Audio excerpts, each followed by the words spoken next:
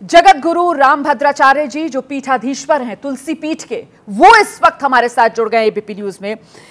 जगत गुरु, आपका बहुत बहुत स्वागत एबीपी न्यूज में। मेरा सबसे पहला प्रश्न आपसे यह है कि सनातन को लेकर जिस तरीके से सियासी बयानबाजी हुई है और सनातन की तुलना जिस तरीके से बीमारी तक से कर दी गई है, इस भ्रम को दूर करना आपकी जिम्मेदारी है। बताइए जरा दर्शकों को, सनातन क्या है? सनातन शाश्वत धर्म की परंपरा है। सनातन वह परंपरा है जहां वसुधैव कुटुंबकम कहा जाता है।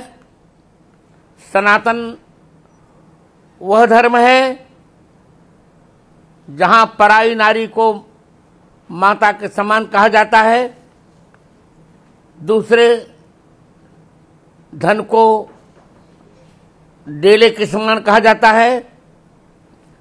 इसलिए सनातन धर्म ही एक ऐसा धर्म है जहां संपूर्ण पृथ्वी को कुटुंब के समान माना जाता है। अयम निजो परो वेति गणना लघुचेतसाम उदार चरितानाम तो वसुधैव कुटुंबकम।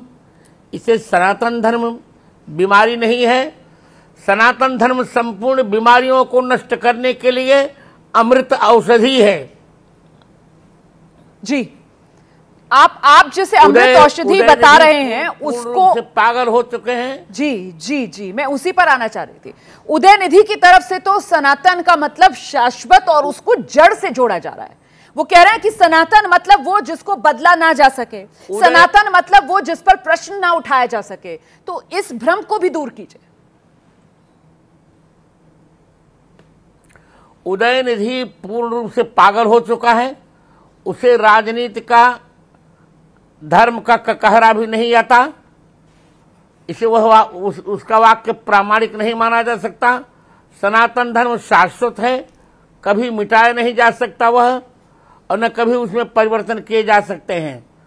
सनातनस्तम पुरुषो मतों में यह साक्षात मैं कह सकता हूं कि यदि भगवान राम परमात्मा है तो सनातन धर्म भारत की आत्मा है। आत्मा को शरीर से अलग कर देने पर शरीर निष्प्राण हो जाएगा। उसी प्रकार भारत से सनातन धर्म को अलग कर देने पर भारत निष्प्राण हो जाएगा।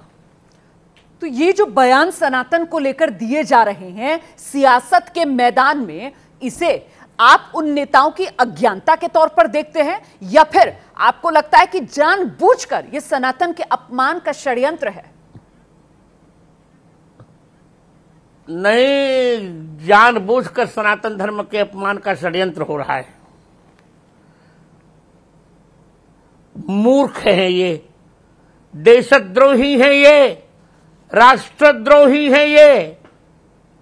इन पर राष्ट्रद्रोह का मुकदमा चलाना चाहिए।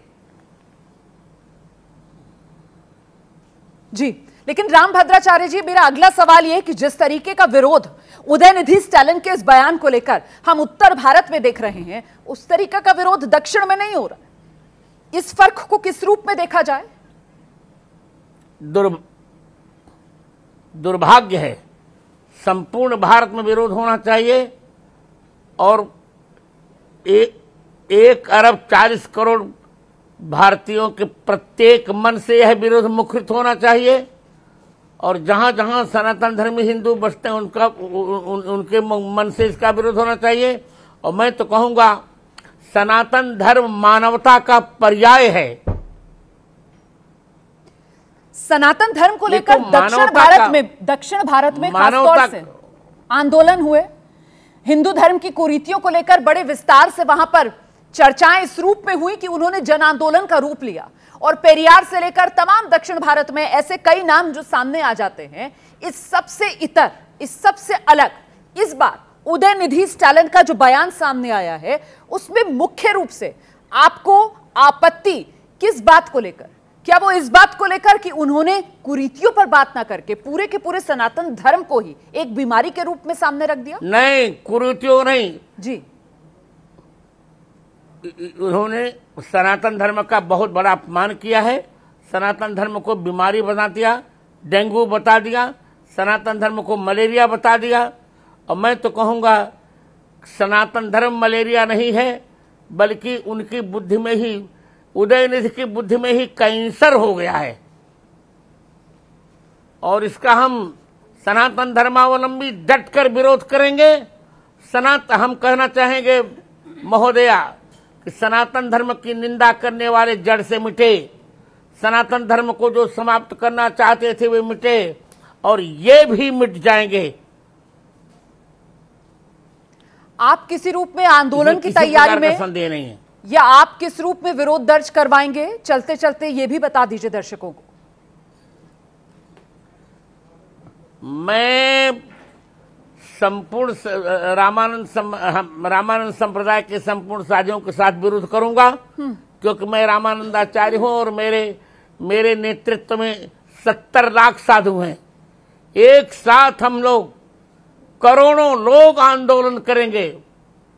और आंदोलन क्या करेंगे? सनातन धर्म के विरोध करने वाले उसके अभिशाप से ही समाप्त हो जाएंगे। हमारे क्रोध की ज्वाला से ही यह व्यक्ति भस्मसात होगा।